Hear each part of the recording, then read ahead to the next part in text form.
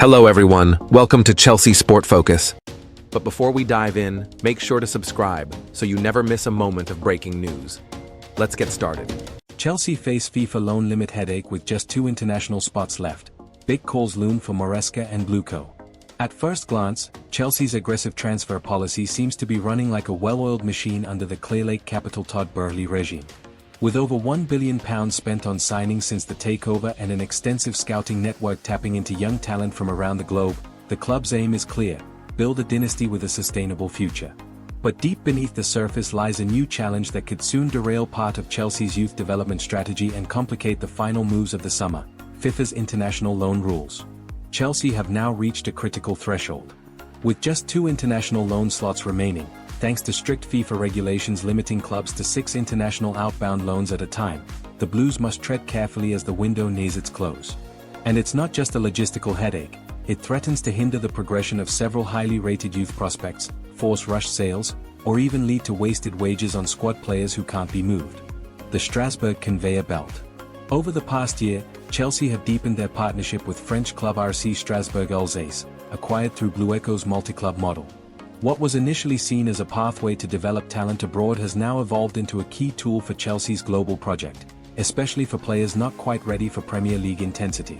In just the past week, Chelsea have loaned Mamadou Sarr, Mike Penders, and Kendry Poyes to Strasbourg. These 3 join a growing list of names who've benefited from the sister club relationship, such as André Santos, George Petrovic, and Angelo Gabriel, who all had varying degrees of success in League One. While the Strasbourg loan factory has been useful, it also highlights a bottleneck: only 3 international players can be loaned to a single club. Strasbourg has now reached its limit from Chelsea, and only 3 more players can be sent out internationally to other clubs, unless permanent moves are found for some. What the FIFA rules say. In a bid to promote squad sustainability and limit club hoarding of young players, FIFA imposed new limits starting from the 2024-25 season. Clubs can have maximum of 6 international outgoing loans at the same time. This will drop to 5 from 2026. Maximum of 3 international loans to the same club. No limit on domestic loans within the same league system. Chelsea have already loaned Kendry Poyes Strasbourg, Mike Penders Strasbourg, Mamadou Sarr Strasbourg, David Washington Santos. That leaves only 2 more international loan slots available. The dilemma: who goes, who stays? Chelsea's academy and development squad are stacked with players in need of first-team minutes. Among those under consideration for loans are Tariq George, Josh Achimpong, Mark Guillou, Aaron Anselmino, Alfie Gilchrist, Sam Raksaki, Jimmy J. Morgan, Ronnie Stutter.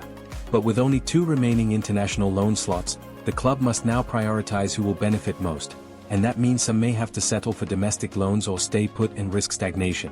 Chelsea have already arranged domestic loans for Leo Castledine Huddersfield Town, Caleb Wiley Watford. Others could follow, but for top-rated players like Guillou or Anselmino, the club may prefer a more competitive European environment, especially with Conference League football available via Strasbourg. But that's no longer an option unless one of the 3 Strasbourg players is recalled, a move that could disrupt their development just as much. Permanent sales or loan-to-buys. One creative solution Chelsea have begun exploring is selling players with a buyback clause, a method seen with Samuel Smith's permanent move to Strasbourg this summer. Although officially a sale, Chelsea retain a first refusal option, effectively giving them the ability to bring the player back if he develops as hoped. This strategy could become more common, especially if the club struggles to offload senior players like Axel Disasi, Raheem Sterling, Leslie Ugaku, Ben Chilwell. If permanent exits for these names can't be secured, Chelsea might be forced to loan them internationally, taking up precious spots that could have gone to youngsters. That would be a strategic failure, wasting resources on players with little long-term future instead of fostering the next generation. Senior squad conundrum. Beyond the academy, Chelsea must also figure out what to do with other first-team players on the fringes. David Datro Fofana, loaned out last season. Renato Vega, Cesare Casadei, Malang Sarr, Trevoh Chalobah. All have been mentioned in exit talks, but none have finalized moves yet. Casadei and Fofana in particular are stuck in limbo, young enough to be loaned for development, but old enough to expect competitive football. If 2 more loans are used up on prospects, fringe senior players could be stuck on the bench or in the reserves, wasting both time and wages. Conclusion: strategic chess game begins. The clock is ticking, and Chelsea now find themselves in a transfer chess match with limited moves remaining. Every international loan will now be scrutinized, and decisions will carry long-term consequences, either for player development or financial efficiency. With just 2 international loan slots left, Chelsea must weigh short-term needs of the squad, long-term development of their youth, financial impact of holding on to fringe players, contractual options like buyback clauses or loan-to-buy deals. Enzo Marresca, Paul Winstanley, and Lawrence Stewart now face one of their toughest off-field challenges yet. One wrong decision could stall the club's pipeline, and with UEFA Financial Fair Play, FFP, also hovering, Chelsea can't afford mistakes.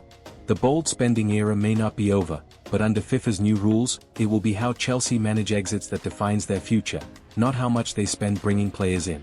Chelsea superstar Cole Palmer remains humble and unchanged despite stardom, says childhood friend Luis Fiorini. When Cole Palmer steps out under the bright lights of Stamford Bridge, basking in the adoration of fans and showcasing his talent for Chelsea and the England national team, it's easy to forget the boy from Manchester who started with a dream and a football. But Luis Fiorini, his closest friend and former Manchester City teammate, sees no difference between the Cole Palmer the world sees today and the boy who began kicking a ball at 5 years old. Fiorini, now 23 and playing for Stockport County, shares a unique and enduring bond with Palmer. They grew up together in the blue half of Manchester, learning their craft in the elite youth system of Manchester City. For over 15 years, they shared the same pitch, trained side by side, and forged a friendship that fame, fortune, and success have not touched. And there's one thing Fiorini knows for certain: if he ever dared to mimic Palmer's iconic arm-rubbing celebration, the banter from his best mate would be relentless.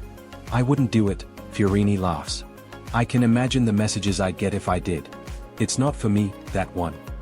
The now famous celebration, adopted by Palmer in the last couple of years, wasn't even part of his routine in their early days. "That celebration is actually pretty new," Fiorini adds. "He didn't do that when he was younger. I don't know where he's pulled that one from. But has made it his trademark now. Everyone's looking to do it." Despite Palmer's meteoric rise, from City Academy standout to Chelsea star to Club World Cup winner and England regular, Fiorini insists the fame hasn't gone to his head. "Cole's just a lad from Manchester, fame definitely hasn't changed him. He's the same kid everyone sees in interviews and online," Fiorini explains. "That's him, that's Cole being himself, and that's good.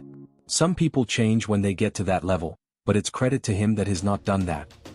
Fiorini emphasizes that what fans see on camera is exactly who Palmer is off the pitch. When people interview him, they get what he is, whereas other people try and change or become media trained. Their story together started almost 2 decades ago, both of them tiny kids with massive dreams.